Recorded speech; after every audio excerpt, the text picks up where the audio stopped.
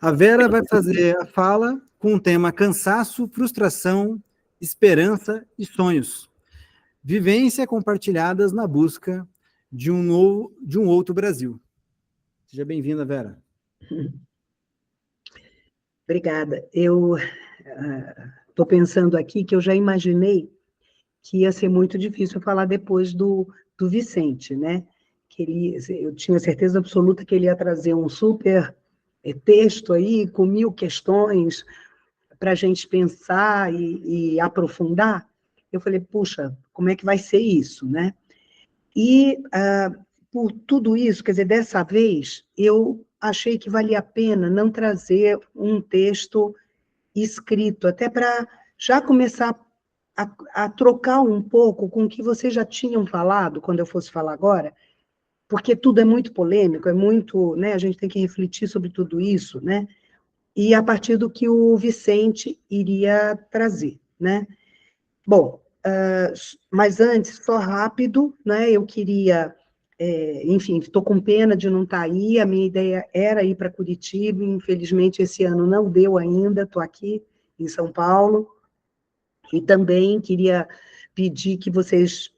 Estou com uma gripe danada, nem falei para o Vicente, mas quinta-feira eu estava totalmente sem voz. Se fosse quinta, eu não teria condições de participar, não falava, mas me cuidei, porque tinha certeza, hoje estamos aí, né? Mas eu talvez tussa, vou ter que beber muita água, mas vamos em frente aí, né?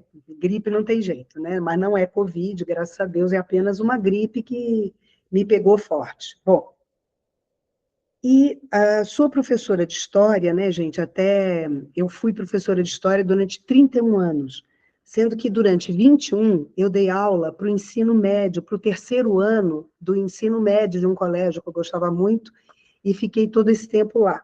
Então, e fui fazendo psicologia, enfim, hoje eu me aposentei em história, estou só como psicóloga, né?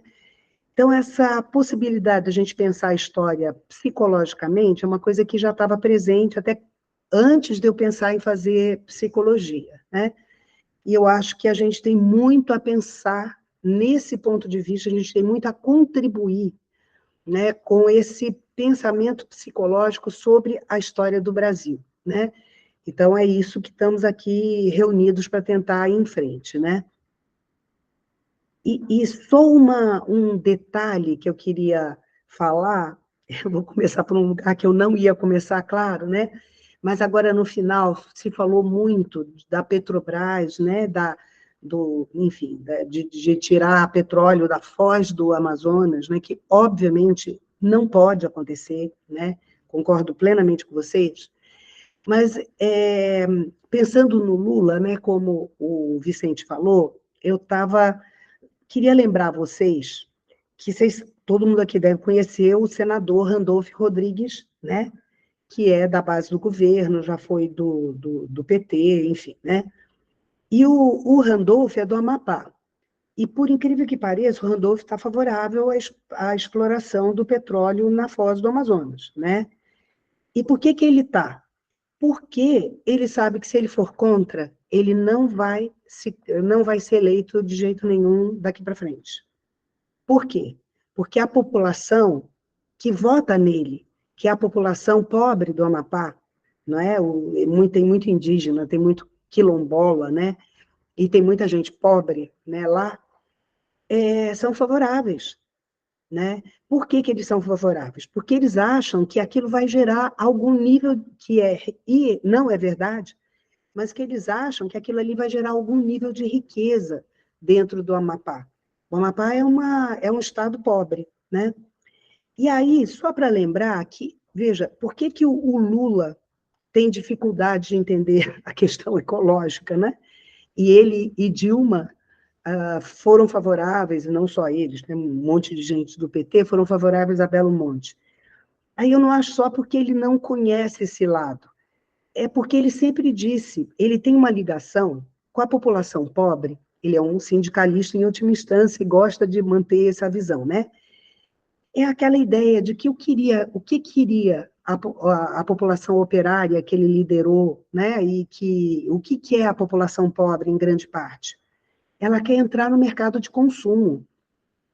Claro que por isso é que, na verdade, a gente tem um desafio imenso, que é criar uma outra visão, sair da visão capitalista, não é? E criar uma outra divisão, como acabar com a miséria, como acabar com a pobreza, sem desenvolver o capitalismo, certo? Aí é o desenvolvimento do capitalismo, por que não o petróleo na foz do Amazonas, ou porque, sim, ele pode trazer dinheiro. Então, e aquela visão, né? Bom, o povo pobre, que é bem Lula, né? O povo pobre quer a geladeira, quer o ar-condicionado, quer a comida, quer a boa escola, quer fazer parte do mercado de consumo do mundo capitalista. E é um pouco assim, bom, agora que eu vou ter um governo que talvez olhe para mim, agora não pode, porque ecologicamente não é possível, né? Então, o que eu estou só querendo dizer é que a coisa é complexa e ela necessita de uma resposta que talvez ninguém tenha ainda, né? O que é diminuir a miséria no Brasil, criando um modelo que não seja um modelo de desenvolvimento capitalista, né? Um desenvolvimento do mercado de consumo, que é o que a da China está fazendo, né? Um crescimento imenso, a população que era pobre deixou de ser pobre, né? Agora, a questão ecológica é a última coisa a ser pensada, né? Então, enfim, em cima disso, eu queria relembrar o que o Vicente falou quando ele começou, dizendo o seguinte: para a gente elaborar nossos complexos, a gente tem que lembrar. Ele começou de 13 para frente, e eu vou, claro, com a rapidez que eu tenho, né? A gente não tem muito tempo, com a rapidez, tentar lembrar um pouquinho antes, para a gente tentar, inclusive, entender o PT, o nascimento do PT, o que aquilo significou. E talvez, num primeiro momento, não significou conciliação, né? Num determinado momento da sua história, passou a significar, né? Então, bom, obviamente, Vicente já falou sobre isso, mas só para lembrar, quer dizer, quando a gente fala dos complexos, eu gosto de pensar, que está incluído no que o Vicente falou, mas eu gosto de pensar assim, a violência, né, como a violência, inclusive, sobre o corpo, né, o tiro, a tortura, não é, o aprisionamento como algo que faz parte do nosso imaginário, né, faz parte da nossa forma de pensar, né? É dominante esse pensamento, né? Não tem como controlar a favela se não for através do tiro. Não tem como controlar, enfim, os indígenas se não for, né, tirando eles dali e mandando eles para outro lugar, né? A violência vem, claro, do genocídio indígena de 350 anos, ou mais do que isso, de escravidão, tudo não elaborado, né? E não elaborado por quê? Porque a gente nunca teve uma ruptura, né? Então, que é o problema de agora também. Como é que a gente vai ter uma ruptura nesse momento, né? Então, a gente vem num país que veio realmente conciliando, mas lembrando, uma conciliação por cima, a elite concilia, e paulada para os de baixo, quando ousam questionar o que está acontecendo, né?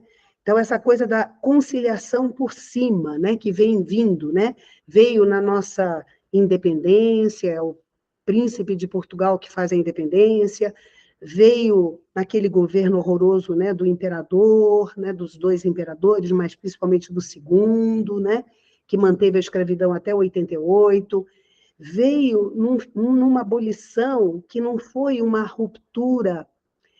Foi uma ruptura, claro, a escravidão deixou de existir, isso já foi um passo, né, enfim, que não era possível, né, em 88 aquilo acontecer, mas não foi uma ruptura, não é? Ela veio, né, nenhuma política foi feita para amparar as pessoas que saíram da escravidão, né, para incluí-los, pelo contrário, as leis que foram criadas foram para não incluir, que venham os estrangeiros e que essas pessoas que estão vindo da escravidão fiquem mesmo na periferia, fiquem sei lá como, não é? Numa época em que se achava que a mestiçagem, a Europa achava, era algo que degenerava, é uma das razões deles quererem matar os judeus, porque os judeus estavam se embrenhando e vivenciando, e vivendo, e casando, e tendo filho, né, dentro da sociedade europeia. Então, vamos tirar isso, porque não podemos nos misturar, a mistura degenera a raça. Nessa época, vamos embranquecer, vamos trazer estrangeiros e vamos, enfim, fingir, não é, que aquelas multidões que vieram da escravidão não existiam, como vamos fingir que os indígenas também não existem. Enfim, então, depois veio disso, né, veio o quê? Um golpe militar, o primeiro golpe militar da República. A República foi um golpe militar. Não é? Mas também por quê, gente? Porque a elite brasileira não tinha um projeto político. Não tinha um projeto político. A gente sabe que quando os militares ficam fortes em qualquer país do mundo, é quando a elite não tem um projeto. E ela apela para os militares. Porque aí vem um projeto meia-boca na ponta da faca. Então, eles vieram, derrubaram o império, que, pelo amor de Deus, né, Dom Pedro II tinha que sair depois da abolição, não era possível manter aquilo ali, a princesa Isabel como imperatriz. Então, vieram os militares com um projeto positivista, puseram para fora, né, o império, e acabaram devolvendo, porque também não tiveram força para ficar muito tempo, o poder aos fazendeiros, né? É a tal política do café com leite, né? Então, mineiros e paulistas se alternando no poder, né? Mantendo uma política, só que não tinha escravo, mas como era antes, um Brasil agrário exportador, não é como se isso fosse suficiente, né? Mas é interessante que nessa época, na República Velha, que as primeiras manifestações de pensamento socialista surgem, né? Nas principais cidades, que começa a ter uma industrialização, apesar dos governos, né? Como São Paulo, né? Começa a ver a luta anarquista dos operários, começa a ver a organização do Partido Comunista, né? Começa a surgir também ideias que pensavam um Brasil não capitalista, não é? Que hoje a gente acha impossível pensar, mas no mínimo temos que pensar um Brasil dentro do capitalismo, talvez a gente não consiga imaginar ele fora do capitalismo, mas num projeto totalmente diferente, ou pelo menos em muitos termos diferentes do que está acontecendo. Né? Sair desse momento, dessa ideia de desenvolvimento capitalista. Né? E nessa época, quer dizer, começam a haver. Por quê? Porque o capitalismo estava enfraquecido na década de 20 do século, né? Depois da Primeira Guerra Mundial, é quando a extrema-direita europeia surge com o nazismo e o fascismo, é quando uma Segunda Guerra Mundial, que é um horror completo, vai acontecer, é quando veio a crise de 29. Então, é uma época que o capitalismo se enfraquece. E o pensamento pró outra coisa, vamos construir um outro projeto, não mais capitalista, se fortalece no mundo todo e chega, inclusive, no Brasil. E, claro, né, gente, um projeto de outra coisa vem com a luta, né? É difícil a gente pensar, imaginar algo muito diferente sem que isso gere movimento, sem que isso gere luta política, né, contra o que existe a favor do que está sendo sonhado, o que está sendo pensado. Nessa época, no Brasil, veio, então, a Revolução, chamada Revolução, né, que é também um golpe, a Revolução de 30, quando Getúlio chega ao poder, não é? Acabando com aquela farra de um Brasil basicamente agrário exportador, que não tinha uma política para a sua industrialização, para outras possibilidades, né? Veio Getúlio, vai fazer muitas mudanças, faz toda uma política trabalhista para neutralizar o pensamento socialista, que era muito fraco no Brasil, mas existia. Mesmo assim, ele é neutralizado através de leis que o Getúlio vai fazendo. E quando o Getúlio quis dar um golpe e se tornar, né, um ditador, né, em 1937, achando que era o melhor para fazer as mudanças que ele estava pretendendo, ele vai, pela primeira vez, usar no Brasil o comunismo como razão. Né? E é engraçadíssimo, porque o comunismo sempre foi muito um pensamento bastante fraco no Brasil. Né? Aliás, o pensamento, digamos assim, crítico, não é? Ao pensamento dominante hegemônico sempre foi fraco no Brasil, mas ele é usado várias vezes como desculpa para ações políticas de direita ou de extrema-direita. Né? Então, Getúlio vai dizer em 1937 que havia um golpe de Estado comunista se organizando no Brasil, e ele, antes de que acontecesse, ele dá um golpe, o golpe do Estado Novo, e inicia essa ditadura que vai ser de 1937 a 1945. Né? Do mesmo jeito que os militares, em 64, militares e civis que estavam com ele, em 64, também darão o comunismo como a grande razão para o golpe militar em 64, quando também os comunistas não tinham força, né, para assumir o poder naquele momento, e isso ficou claro. Né? Depois. E também agora, né, a gente, de repente, vê o Bolsonaro e a extrema-direita utilizando o comunismo como uma desculpa, né, para vamos botar a esquerda para fora, a petralha para fora do Brasil, lembra que ele falou isso, né? A arminha na mão o tempo todo, né, contra a esquerda, contra os comunistas, enfim, né? É interessante como o mundo capitalista necessita de paranoia. Né? Eu acho que essa é uma coisa interessante. Não vamos nos esquecer, né, que o Brasil é fruto do desenvolvimento do capitalismo. Né? Inclusive, o pensamento cartesiano é fruto do desenvolvimento do capitalismo. Né? E o capitalismo precisa de paranoia, né? Precisa de medo para poder agir. Se a gente for pegar a história do capitalismo de 1500 para cá, pegando o Brasil como centro, não é? Quer dizer, eles tiveram que escravizar pessoas, amarrar, bater, para fazer com que eles trabalhassem para eles. Porque para acumular dinheiro, isso tinha que acontecer no Brasil. Eles tinham que acumular dinheiro e gastando o mínimo possível com a mão de obra, e obrigando essa mão de obra a trabalhar para eles. Não é? Os pobres são sempre vistos como inimigos potenciais. Não é isso? Os Estados Unidos têm que ter sempre um inimigo externo para que a sua indústria bélica funcione e todo o seu imaginário funcione.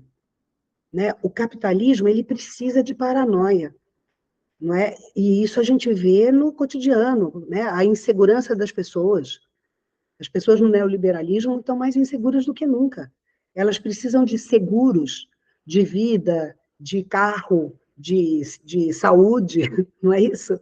Elas se veem com medo do futuro, permanentemente.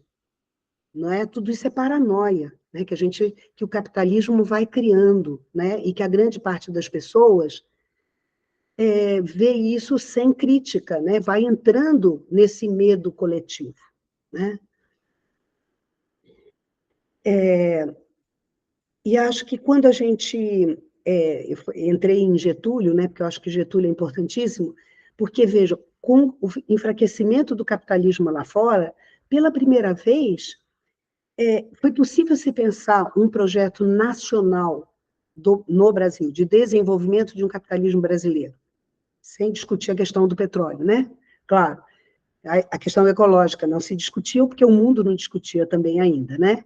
Mas era possível se pensar. Então, Getúlio entrou por aí, Companhia Siderúrgica Nacional, a Petrobras, a Eletrobras, né? Criando grandes empresas para que o capitalismo brasileiro fosse à frente, claro, né? Não tinha nada de socialista ou algo por aí. Quando acaba a Segunda Guerra Mundial, eu acho que a gente viveu uma época que talvez alguma coisa pudesse ter sido mudada se tivesse tido força para manter essa época, que eu acho que é a época que, para mim, vai de 45 a 64, entre duas ditaduras, o final da ditadura de Getúlio e o início da ditadura militar, né? Nessa época, pela primeira vez, foi possível pensar, né, um desenvolvimento do capitalismo brasileiro nacional, ou seja, sem ficar pagando royalties, né, para o exterior. Talvez a gente, se tivesse continuado por aí, com problemas, é claro, a gente poderia ter virado uma Coreia, né, e está hoje exportando tecnologia e carros, né? Então, havia essa possibilidade, mas, ao mesmo tempo, pela primeira vez, começou a se imaginar um Brasil mais inclusivo. Começou-se, uma parte da população, né, começou a pensar um Brasil mais fraterno, um Brasil que incluísse o conjunto da sua população, né? Vamos lembrar que, nessa época, o campo era a maior miséria, porque Getúlio não fez uma lei para incluir o campo. O campo era totalmente abandonado, né? Então, eu acho que, nesse momento, foram poucos anos, né? As universidades federais já existiam, né? Elas foram criação do Getúlio, não tinha antes, né? Então, você já tem uma garotada, um estudantado que já coloca questões, já tem professores que vão colocar questões importantes, né? Um Paulo Freire, enfim, um Sérgio Buarque de Holanda, um Celso Furtado, que vai falar de um desenvolvimento do capitalismo possível, né? Mas, ao mesmo tempo, vai ter uma luta popular, vai ter uma luta operária importante, greves importantes. Pela primeira vez, lutas camponesas, né? Os camponeses do Nordeste, Francisco Julião, o grande líder à frente dessa população agrária, e a ideia de um Brasil inclusivo se fortalece. E é isso que a ditadura militar veio para derrubar, né? A elite brasileira nunca esteve, e até hoje não está, a fim de um Brasil inclusivo. Ela está a fim de um Brasil que eles possam lucrar. Se isso aqui ficar muito ruim, eles vão para fora do país, né? Hoje vão para Miami, né? Hoje as crianças ricas que estudam ensino médio vão para escolas bilíngues para fazer faculdade fora do Brasil, para, de preferência, não voltar. Então, a elite brasileira sempre pensou igual a Cabral, igual a Caminha, né? O que aqui tem para lucrar sem um projeto nacional. E, quando ele surge, ele é visto como uma grande ameaça. Então, 64, a elite, se sentindo fraca, chama os militares, né? Eu lembro, eu era garota, eu era menina, mas eu lembro minha mãe ir na Marcha com Deus, ela era favorável à ditadura, Marcha com Deus, em que eles rezavam e pediam que os militares assumissem o poder. E os militares assumiram o poder em 64. E pareceu, para grande parte da elite classe média brasileira, que estava tudo resolvido, que bom, os militares vão colocar uma ordem. Ora, gente, com ordem não se muda nada, né? Certo? Só se muda quando a gente desorganiza, né? E se cria uma outra ordem, né? Com essa ordem, para que haja progresso, é o que a gente vem vendo, né? E essa é uma ideologia muito forte. Nesse momento, gente, diferente de agora, a divisão, ela foi muito mais horizontal. A classe média, eu lembro que no colégio que eu estudava, não tinha uma criança ali, uma menina, adolescente, que era contra a ditadura. A família, né, gente? Que as crianças não pensam nada, mas a ditadura. Houve uma divisão horizontal, né, em que os pobres ficaram de um lado e a grande parte da classe média e dos ricos ficaram do outro lado, né? Diferente agora, que eu acho que a gente teve uma divisão mais vertical, né? Estamos tendo, né? Enfim. E aí veio a ditadura militar impondo um modelo de capitalismo que não incluía, como não incluiu, passamos a ser o país de maior diversidade, né, diferenças entre ricos e pobres do mundo. Né? Toda uma política econômica voltada para um desenvolvimento de um capitalismo que não distribuía riqueza. Não é? Aquela história do Delfim Neto, Vamos primeiro criar para depois distribuir. Ah, tá. Primeiro se cria a riqueza, bota-se no bolso e não se distribui. E sempre quero lembrar que a ditadura militar acabou totalmente enfraquecida. Não é possível que a memória, né, de tanta gente aí, bons tempos, a época da ditadura militar, eu era feliz e não sabia. Né? A ditadura militar acabou com milhões de pessoas nas ruas, exigindo o seu fim, exigindo as diretas. Toda aquela riqueza pré-64, de algum jeito, reaparece num segmento contrário à ditadura e que vai para as ruas lutar pela anistia, lutar contra a caristia e por aí vai. O PT é fruto desse processo, né, gente? Não vamos esquecer, né?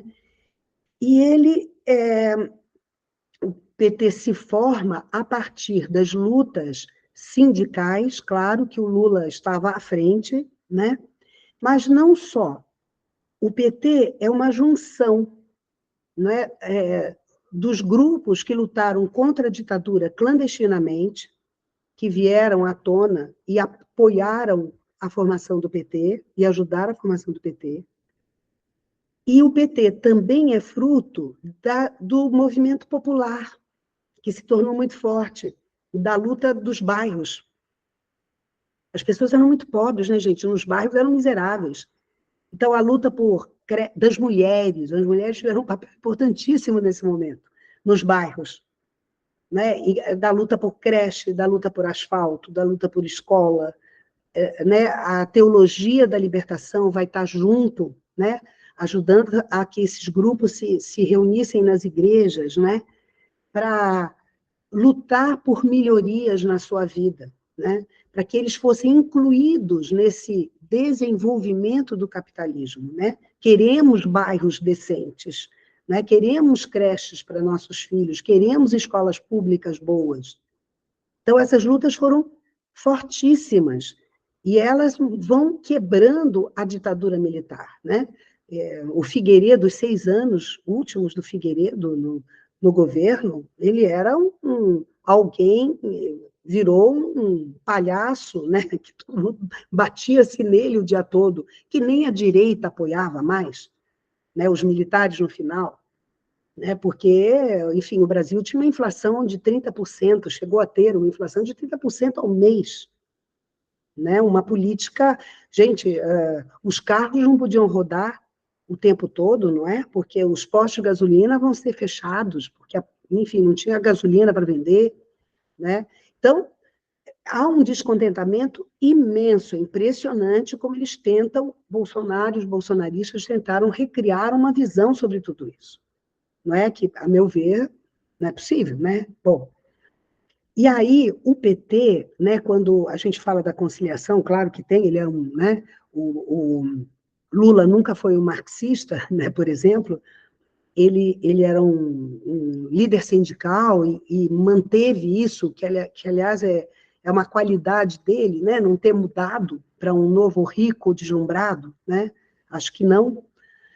E ele, claro, né, um líder sindical concilia, mas o PT, quando se forma, ele veio para bater, né? Ele veio dividindo a oposição à ditadura, né? Tanto é que uma parte ficou no PMDB e uma parte foi para o PT, né? E o PT era visto como absolutamente radical naquela época, não é? E isso mostra, né, naquele momento, né, quando o Tancredo Neves, que é uma discussão até hoje, né, o Tancredo Neves faz aquela frente com o Sarney, que era da época da ditadura, né, com essa grande conciliação que o PMDB faz naquele momento, o PT ficou contra, né, e vai votar contra isso, né, e vai ser visto naquele momento como um partido que jamais chegaria ao poder. Chegaria? É uma discussão, né? E essa luta toda popular gerou a Constituição de 88, né?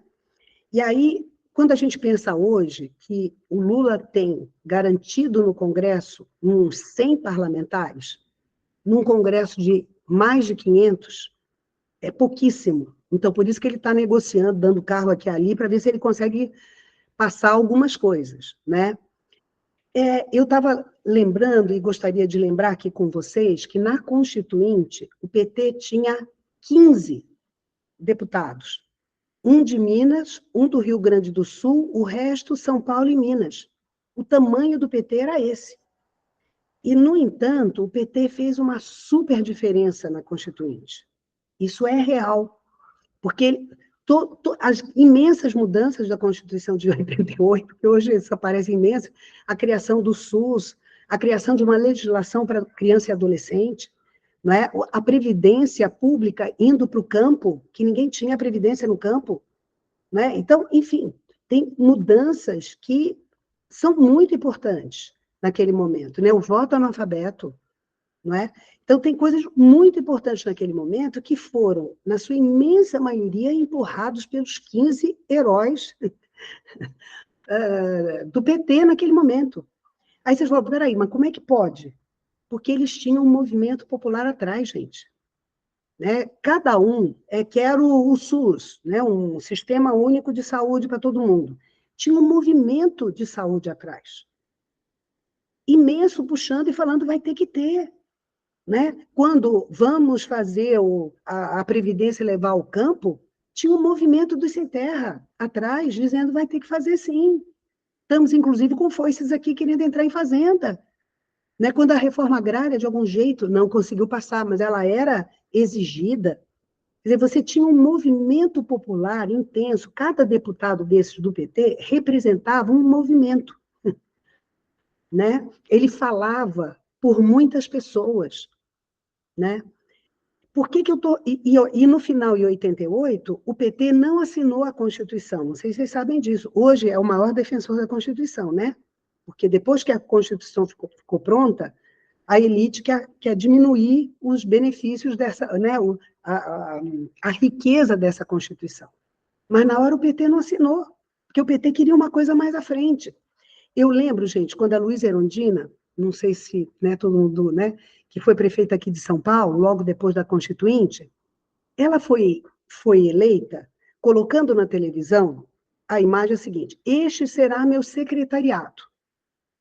Só gente, assim, Paulo Freire na educação, só gente da maior qualidade, né, no pensamento de esquerda, né, de cada área. E ela falava, se vocês me elegerem, o meu secretariado é esse aqui. Não fazia concessão, certo? Foi esse até o final da gestão dela. Né? Ela, só que não tinha ainda o segundo mandato, ela teve que sair. Né? A direita teve ataques. Ela não conseguia passar nada na Câmara dos Vereadores. E a população ia para a rua, na frente da Câmara, para pressionar.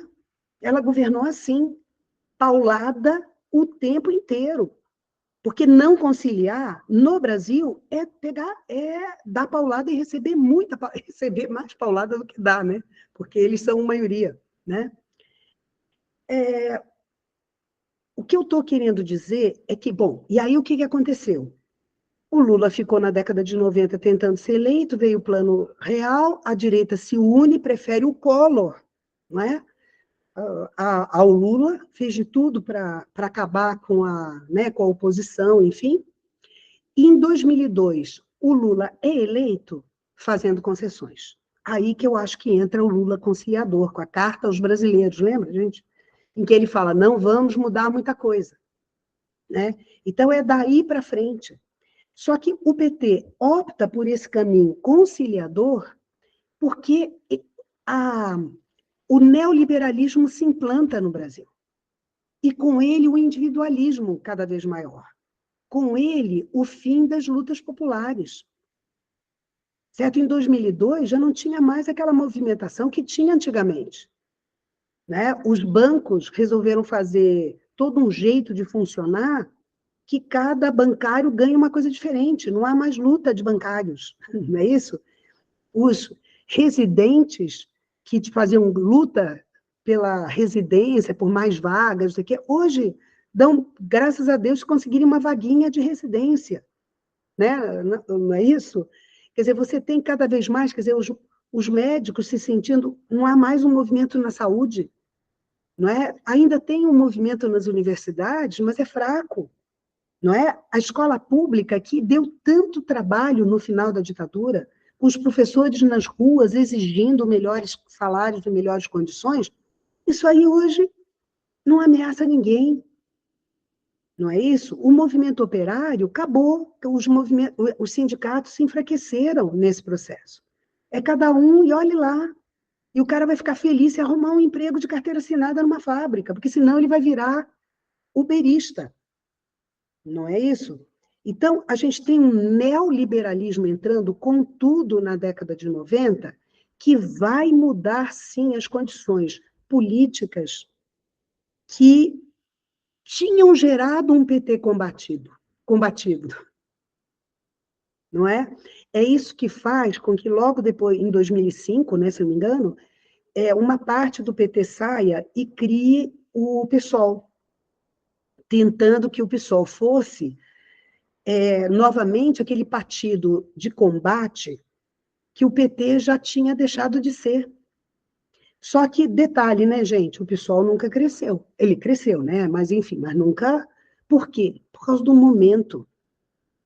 Né? O momento apontava para uma conciliação que o PT, de algum jeito, fez, achando que poderia se conciliar com o Roberto Jefferson, certo? E dar dinheirinho para os caras para votarem com eles.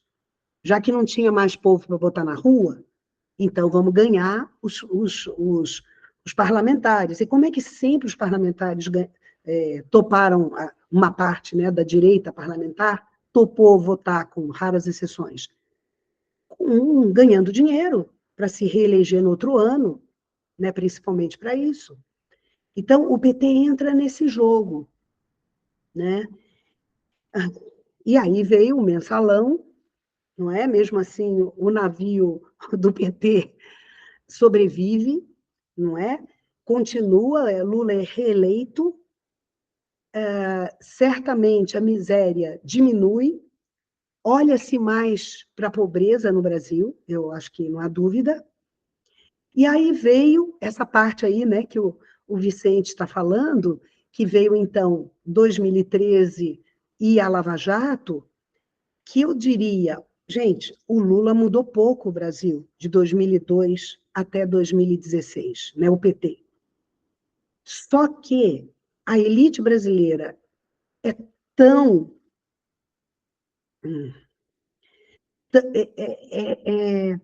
não quer mudanças de jeito nenhum, é tão reacionária, é tão...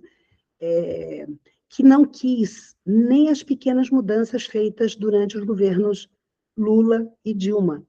A meu ver, é por aí que a gente tem que pensar. Não é? Por que não? Os ricos estavam lucrando, por que, de repente, em 2013, começa a ser a mobilização da direita, que se organiza e vai para as ruas, que não ia desde 64, né? Porque a ditadura militar nunca mobilizou ninguém, né? Então, o que aconteceu que, de repente, começam a ir à rua? Que descontentamento tão grande é esse? Não é? E eu acho que a classe média, a elite brasileira, tinha um outro projeto, que não é o do Lula, não é o do PT, mesmo o capitalismo não é.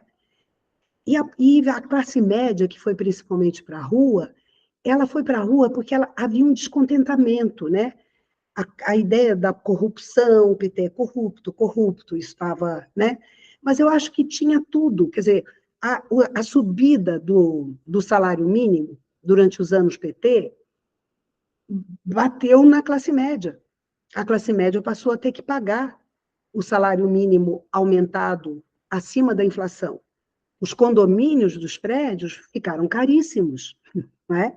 Aí veio a lei da empregada doméstica, certo? Agora, como é que o Brasil vai ter que mudar, não é? O Brasil vai ter que, né? Enfim, a classe média vai ter que fazer o serviço doméstico, não tem mais gente para fazer com facilidade. Tem um mau humor da classe média com essas mudanças, onde ela não se viu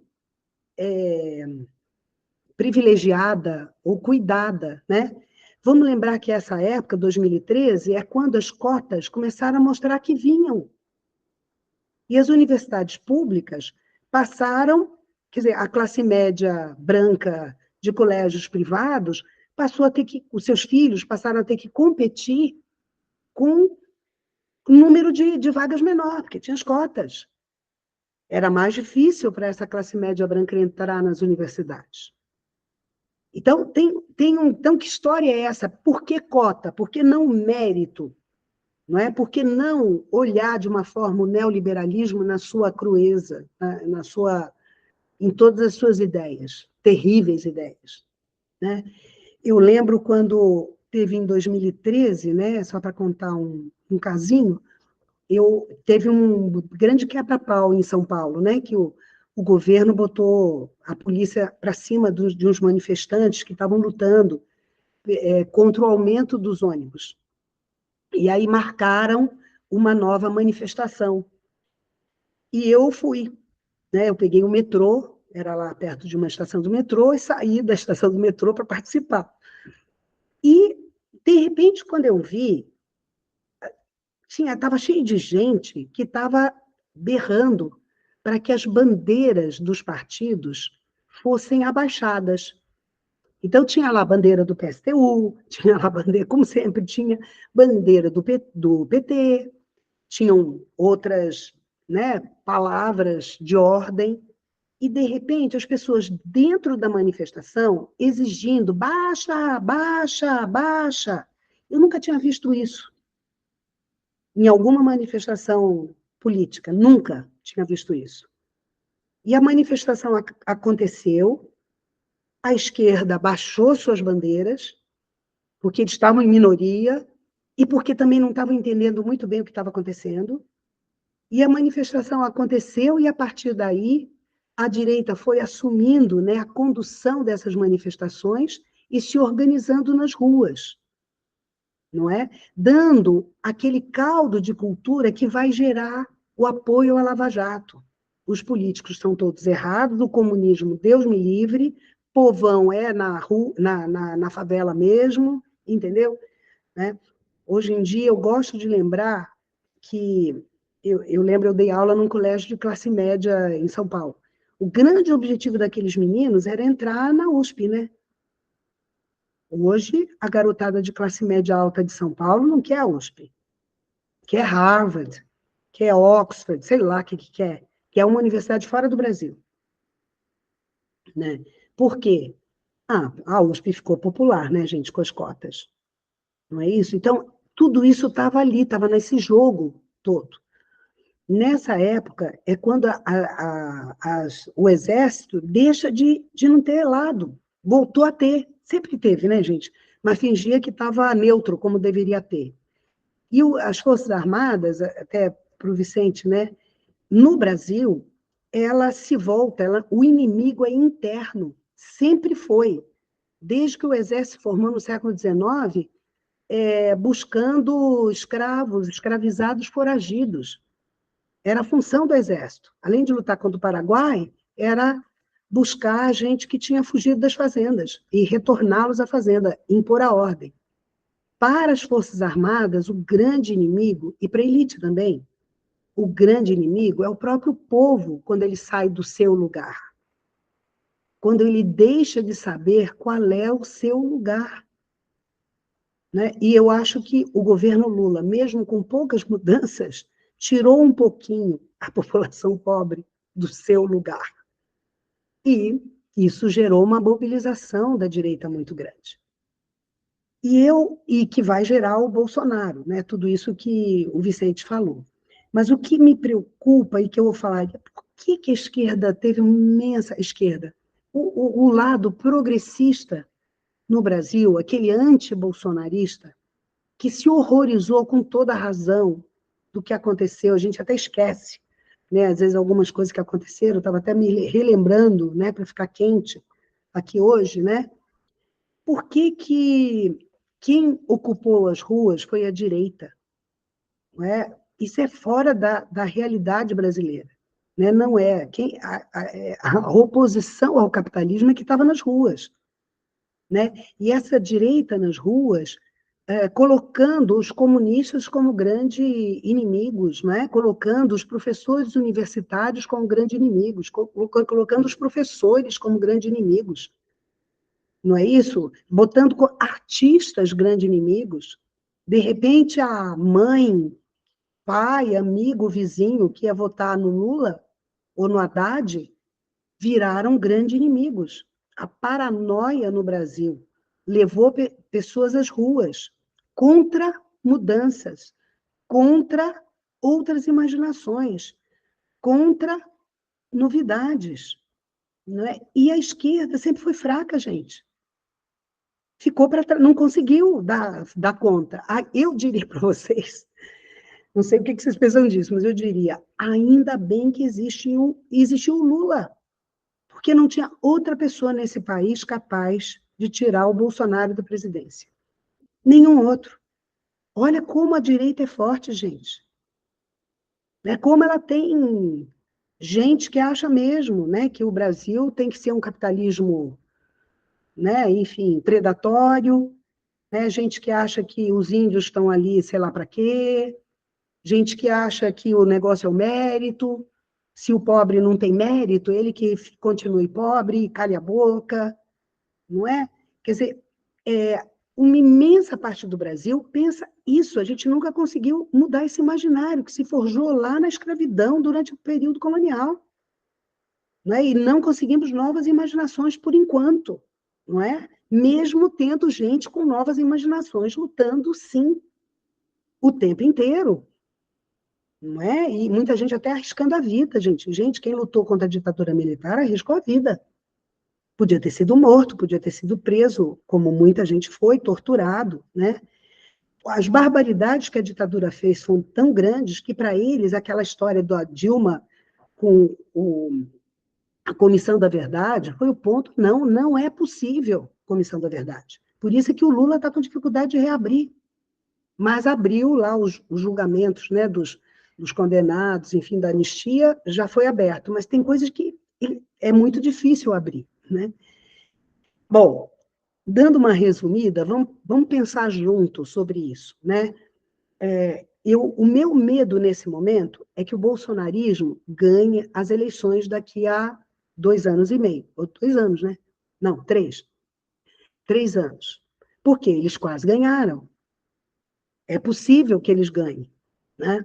Por causa disso, o Lula está apoiando o tal do arcabouço, que, putz, 0 o ano que vem é demais, né? Podiam ter pelo menos posto um pouquinho mais. Por isso que ele está tentando uma conciliação para ver se aprova algumas coisas, para poder mostrar serviço à população que votou nele, porque o PT prometeu voltar aos bons tempos do seu primeiro governo. Como é que volta agora? Né? Então, ele está indo pela conciliação, mas até que eu acho que ele deu algumas enfrentadas, né, mínimas, né, até quando enfrentou lá o dia 8, enfim. Né? Mas como é que é? É possível ir mais além do que o Lula está indo? Né? Essa conciliação que ele está tentando fazer, tira a gente daqui para dar para o outro partido lá, para ver se o outro partido volta. Né? A gente tem o pior congresso que já houve, né? Com muitos bolsonaristas ali o tempo todo e com um centrão ávido por dinheiro. Né? Então, só 100 votos em 500 e tantos. Quer dizer, como é que é isso? E por que, diferente de outras épocas, a gente não, né, a gente se contenta, parece, com a oposição pela internet, né? Só que a gente sabe que a oposição pela internet, gente, eu não recebo nada pró-bolsonarismo. Nada. Os algoritmos já descobriram que eu não quero ler esse tipo de coisa, eu não recebo. E meus amigos que escrevem para mim também não me mandam. Então, eu não recebo nada.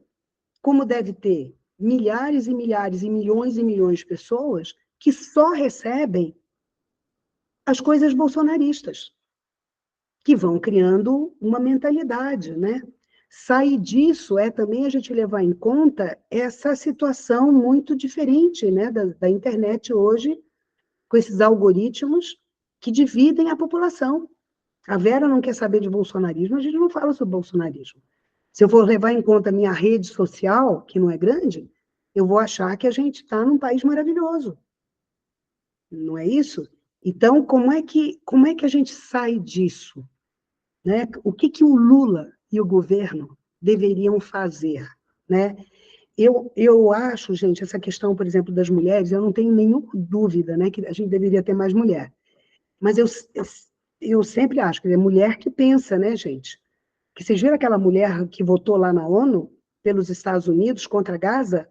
Uma mulher já mais idosa, né, mais velha, quer dizer, já que devia ter vivido muito, e negra, votando da pior forma possível. Né? Então, vamos formar mulheres que pensam coisas bacanas, né? Vamos discutir com mulheres, vamos reunir mulheres, né? Mas lembrando que, para Jung, o feminino não é a mulher, né? Um homem pode ter um feminino desenvolvido, né, gente? Né? Ter um feminino que tem o que falar, né?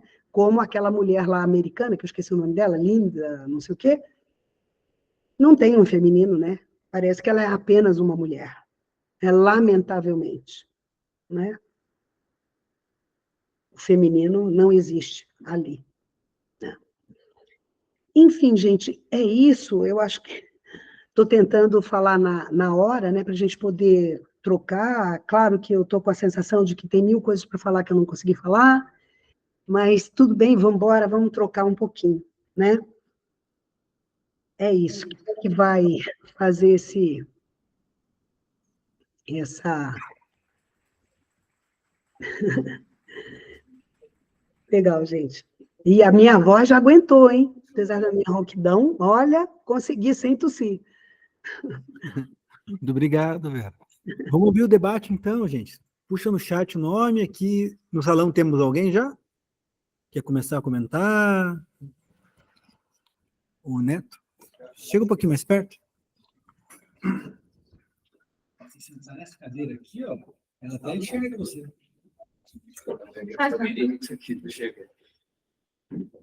Oi, Vera. Me ouve bem? Tô te ouvindo, vamos lá. Primeiro, parabéns pela tua essa passagem histórica, que acho que ajuda a gente ainda mais a situar, né, as raízes do que a gente está tentando abordar aqui. Eu queria... É uma pergunta um tanto aberta, que eu pedi que você falasse um pouco mais a respeito de uma coisa que você passou rapidinho e que pareceu super importante para mim. Você falou da paranoia, né? A paranoia enquanto necessária para o capitalismo. Né? Aí, quantas coisas, né, que dá para puxar daí? Necessária para o capitalismo, necessária para o fascismo, como um eixo organizador super importante nesse novo populismo, quando você fala da direita nas ruas, né, esse lugar mínimo inusitado, né? A paranoia, enfim, é nesse lugar. E eu queria saber de você, assim, qual é a sua imaginação, se você tem uma imaginação histórica, geográfica, ou não sei, de outra forma, a respeito de outros possíveis eixos centrais de estruturação da mobilização. Porque a gente sabe que essa paranoia é extremamente potente, né? Infelizmente, extremamente potente.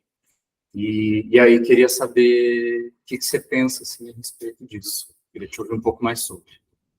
Não, bacana. Deixa eu só falar. Eu acho que a paranoia, só para ficar claro, né, ela é característica do capitalismo, que o capitalismo divide, desde o começo, tá? Divide, separa, joga um concorrendo com o outro, né? Então, eu tenho que vencer o outro para chegar lá, não é? Eu tenho que ver o outro como não só o meu amigo, o meu rival, né? Então, as empresas, sabe aquela história? Como assim eu vou perder minha terra? Os sem terra vão ocupar a minha terra. Por quê? Porque se eu arrumo uma terra que é só minha, eu entro em paranoia porque eu posso perdê-la, né? Não é isso? E a paranoia, ela está nas pequenas coisas e nas grandes, né? Gente, maior indústria do mundo, né, que faz, né, mais produtos, não é a indústria automobilística, não é a indústria de informática, é a indústria de armamento. Isso diz muito, não é? Para um mundo, em grande parte, capitalista, que precisa de armas o tempo inteiro. Bom, para lutar contra quem, exatamente? O Brasil, quando eu falei do Exército, quer dizer, a gente não tem a característica que os Estados Unidos, né, tem de ter sempre o inimigo externo. Os Estados Unidos precisa de uma guerra. Pelo menos uma. Não tem jeito, eles não conseguem viver sem guerra. O inimigo externo tem que estar ali, tem que estar sendo alimentado no meio da sua população, né? No Brasil, a gente não tem inimigo externo, né? Paraguai, não temos. Quem é o inimigo? É o povo pobre. Se sai do lugar. É para isso que existe. O exército, é para isso que existe a polícia em última instância, né? Eu sempre falo que eu acho que um grande erro do governo Lula foi, mas que nem todo o PT votou a favor disso, foi mandar o exército lá no começo do governo para ocupar o Haiti, lembram, gente? A pedido da ONU. Né? Com isso, eles treinaram aquelas pessoas que não eram da geração da ditadura, então tiveram que aprender a reprimir, e foram reprimir o quê lá no Haiti, gente? Deixa o povo do Haiti decidir o que quer da vida. Né? Então, enfim, e eu acho que a diferença da luta da esquerda é que ela, pelo menos no seu começo, pelo menos enquanto ela é bela, ela não é paranoica. Entende? Quer dizer, a luta por um aumento salarial é uma luta coletiva. Não é, não, eu quero, os bancários querem ter um aumento para que os professores não tenham. Não é? Quer dizer, quando pensa em formar uma CUT, pensou em formar uma CUT, era para unir as pessoas. Você não tem mais, você tinha um mundo em que ainda era possível pensar, que eu acho que ainda é possível, tá? Mas talvez mais fortemente, a solidariedade. Quando as pessoas foram às ruas falar, eu quero asfalto, as mulheres principalmente, elas ajudaram, eu quero asfalto para que o outro não tenha asfalto. Não, eu quero ter asfalto.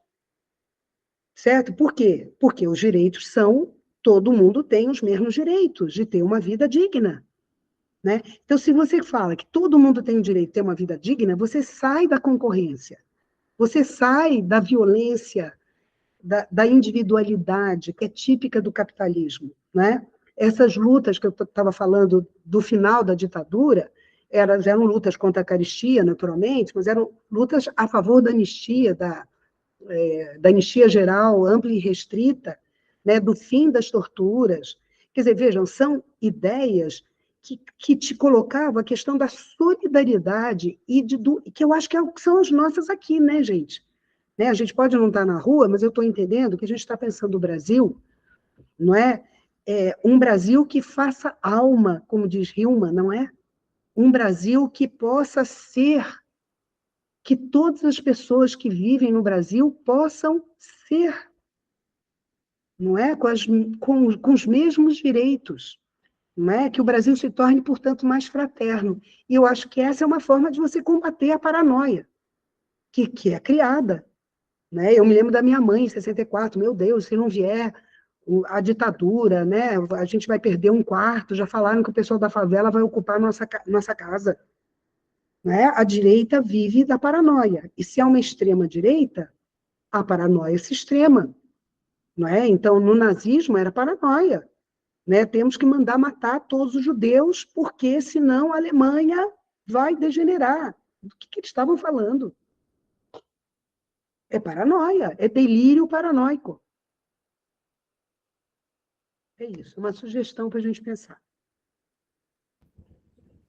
Obrigado.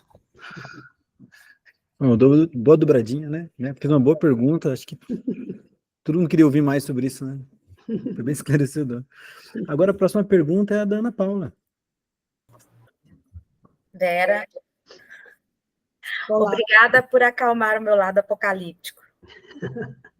Vera, você me fez lembrar a primeira estrela do PT.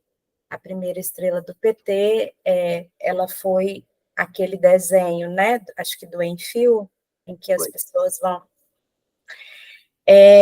Então, pensando nisso e na demonização da política nesse processo, me incomoda profundamente não só a perda de representatividade em grupos populares que estão nas nossas localidades. O Diogo pediu para a gente falar. Desculpa, Diogo. Eu sou de Uruaçu, Goiás. Eu estou no norte do estado de Goiás. Mas em relação, quando você fala assim, a gente tem um congresso hoje difícil, né? E eu não sinto nenhuma proximidade com o congresso. E eles são a nossa representação. Você acha que eu estou sendo muito utópica ou esperançosa demais, pouco realística, de pensar que a gente, então, precisa criar estratégias dessa proximidade? Porque, por exemplo, até mudanças de cadeira, eu sei quem eu elegi, mas às vezes há uma mudança por situações comuns na política e acaba pegando uma cadeira uma pessoa que eu não queria. Né? Então, se há esse bloqueio, de uma certa forma, não acaba favorecendo essa elite que tem essa mentalidade de espólio, que é sempre essa exploração, que é viver de agiotagem, né? Mercado financeiro é agiotagem, assim, eu sempre penso isso de uma forma bem leiga mesmo, do meu jeito, mas eu aplico 5 milhões, quero ganhar 6 milhões, então isso para mim é agiotagem. Você pode falar um pouco sobre isso? Você acha que eu tô muito iludida? Você acha que é possível a gente melhorar essa comunicação povo-congresso? Eu diria, Paulo, que o Congresso não é exatamente, ele não me representa do jeito que ele é hoje.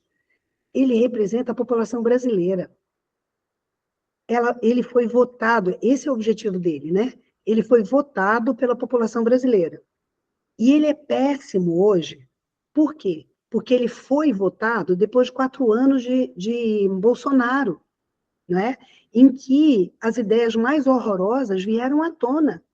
Quem diria, gente, que o Bolsonaro ia ter quase 50% do voto da população depois da pandemia? Não é isso? Então, o Congresso hoje, ele representa esse momento, o momento bolsonarista. Então, é engraçado que ele representa o atrás, não é? O que passou. Só que ele vai votar no futuro, não é isso? Então, ele tem o tal da bancada do agronegócio, dizem que tem 300 pessoas, não é isso? E mais, o Bolsonaro acostumou essas pessoas lá do Congresso a ganharem mais dinheiro ainda do que já tinham por emendas parlamentares, muito mais do que tinham. Então, eles se acostumaram, quer dizer, 2 milhões não é nada, aquela malinha que a gente sabe, né, que o PT levava para comprar votos, né, lamentavelmente, lá com o Jefferson, era uma malinha de dinheiro, gente. Hoje os caras vão rir de uma malinha de dinheiro, certo? São milhões.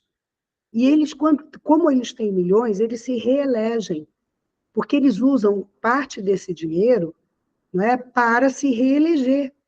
Então, de fato, é esperado que o Congresso seja, hoje, tão ruim. Só que a gente ainda não conheceu uma outra forma, né? Porque se a gente for para a ditadura, gente, entendeu? Eles têm maioria. Eles tinham maioria e continuam a ter, a direita continua a ter.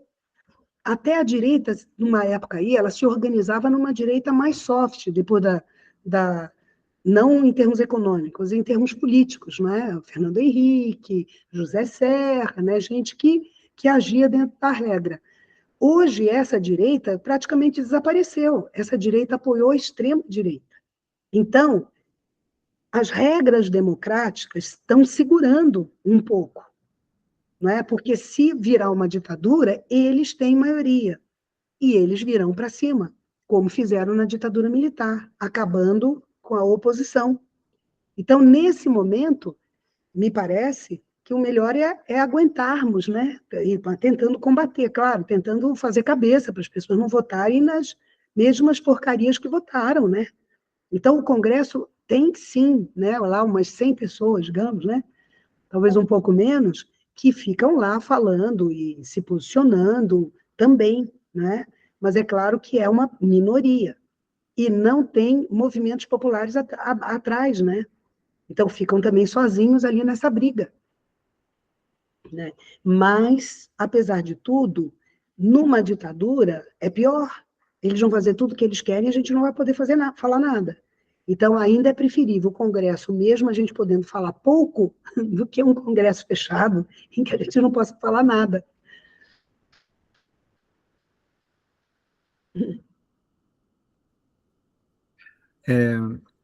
Temos mais uma pergunta, Cristiane Viana Amaral. Pode perguntar. Olá, bom dia. Uma coisa que acho que é importante para a gente pensar aqui é que se a gente pode pensar que uma análise começa com a gente se implicando no nosso processo de sofrimento, acho que para uma mudança política a gente também precisa se implicar no processo. O político não é o outro, o político sou eu. Né? Daí eu vou, né, falando assim, uma vez acho que a Vera falou uma coisa que eu achei super interessante, assim, eu sou do PSOL, mas eu não estou militante. Eu nunca acreditei que eu ia falar isso, Vera, socorro.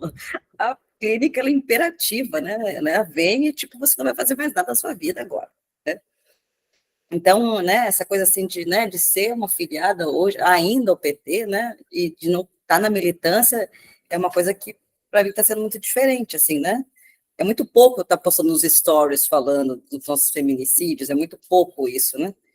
E, primeiramente, eu queria agradecer, Vera, as lembranças que você trouxe, e queria trazer algumas outras também, né? O lobby do batom, né? A gente não tinha uma feminista, né, para fazer aquela Constituição, e a mulherada foi lá, se organizou, incomodou todo mundo, e a gente conseguiu, né, pelo menos em termos de direitos, de igualdade para as mulheres, né, e outras políticas públicas que, né, não são só para as mulheres, que você falou, como o SUS, por exemplo, mas são fundamentais para as mulheres que são mães, né, Claro. e têm as suas famílias, enfim, né, nesse lugar que somos colocadas, né. Mas uma das coisas que eu queria lembrar também, Vera, é a questão do orçamento participativo, por exemplo, né, onde as pessoas iam lá, né, em São Paulo, em Rio Grande do Sul, em outros lugares, onde tem alguma coisa, umas votações do governo federal, mas não é disso que estamos falando de plenárias com centenas de pessoas, votando as prioridades dos seus municípios, né, nos seus estados, no Estado do Rio Grande do Sul. E eu acho que naquela época a gente tinha uma imaginação política mais interessante. Primeiro que a gente pensava nisso, em como as pessoas podiam se implicar mais com a política e tentava, da maneira que a gente conseguia, né, garantir que essas pessoas estivessem lá, votando, se implicando, eu quero um asfalto, eu quero uma escola, o que é mais importante aqui para mim hoje, né? Outras coisas que a gente pensava naquela época, né, Vera, voto em lista, né, e não nas pessoas, né, e você votaria no partido, esse partido teria uma lista, que acontece, por exemplo, na Colômbia, se não me engano, e aí seria um homem e uma mulher, tinha isso, nessa questão de gênero que a gente pensava, né. Outra coisa, assim, nossa, falei muito sobre democracia direta, né, de como é que a gente conseguiria, através do orçamento participativo, e a gente conseguiu, de certa forma, né, diminuir muito o poder do legislativo para uma participação efetiva mais da sociedade, né. Então, assim, a minha pergunta, Vera, assim, né, claro, não é uma... Quem dera a gente talvez tivesse essa resposta assim, pronta, mas, assim, que coisas que aconteceram, que a gente diminuiu nossa imaginação política, né? É a internet, é o desespero da sobrevivência, né? Que aconteceu que hoje a gente imagina menos, a gente está tentando talvez garantir o mínimo, né? Tem essa coisa, talvez, né, das lutas mais ligadas às identidades, terem tomado à frente, que é maravilhosa também, mas não pensa essa coisa da política do cotidiano, enfim, queria que você me ajudasse aqui, por favor, a pensar sobre essas coisas. Até estava pensando, Cristiane, enquanto você estava falando, né, você lembrou, né, da bancada do batom, e eu estava lembrando também o Krenak, aquela imagem que tem sido muito divulgada, não é? O Krenak pintando a cara dele de preto, né? Isso era durante a Constituinte. Por quê? Porque os indígenas estavam ali, né? Uhum. Não tinha indígena eleito, É. né? Mas tudo bem, porque tinha, quer dizer, não é tudo bem, né? Infelizmente não tinha, mas já que não tinha, pelo menos tinha gente que estava disposto a entender o que os indígenas estavam falando e a votar junto com eles, e abriram espaço para o Krenak falar no Congresso, né? Então, esse diálogo, né, entre a população e lá, isso veio, mas, gente, veio da luta contra a ditadura, porque durante a ditadura são 20 anos e que isso não existia também, né? Isso voltou a existir nesse momento, né? E eu tendo a achar que a gente vai ter, para poder, né, pensar um pouco, quer dizer, a gente vai ter que ter uma certa paciência, porque, a meu ver, a política deixou de ser, a imaginação política, né, deixou de estar aí com a gente por tudo que passamos, né, a Lava Jato, né, erros que o PT fez, né, porque não tem coisa assim, você tem que saber que no Brasil, a direita, quando quer bater na esquerda, bate pela corrupção, porque isso é fácil da classe média entender. Isso apareceu contra Getúlio, isso apareceu em 64 e isso apareceu agora, né? Então, você tem que tomar um cuidado imenso para nada de nenhuma coisa pequena, errada, aconteça, né? Para eles não pegarem por ali, porque eles pegam uma coisa pequena e transformam numa coisa imensa, né? Então, agora, eu tendo a achar que a gente vai ter que ter uma certa calma, porque, principalmente, para além dessas questões, bolsonarismo, a gente está vivendo o neoliberalismo, que é o capitalismo, talvez no seu apogeu. Eu não consigo imaginar mais apogeu do que o capitalismo já vive hoje.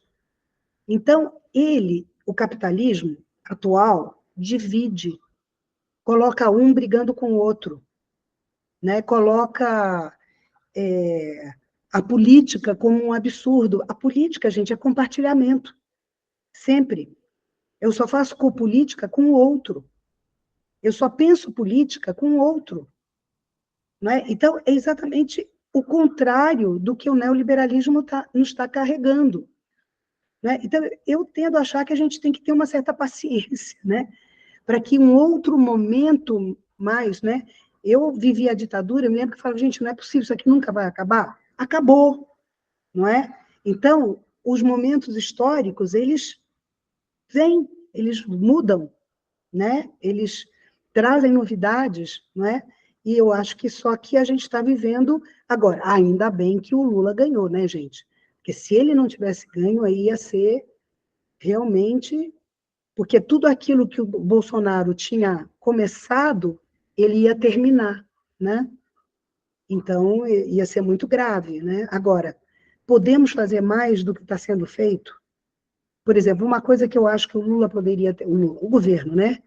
Poderia ter aproveitado para fazer uma pequena limpeza no Exército, nas Forças Armadas. Aqueles que realmente está provado que ajudaram o golpe, eles tinham que ter sido punidos, né, gente? Pelo visto, não serão, não é? Então, tem coisa clara, assim, que, sei lá, né, vamos empurrar para frente esse governo, né? Eu penso um pouco por aí, né, para que ele consiga fazer mais do que está fazendo, né? Agora, tem condição de fazer mais? É um assunto complicado, né?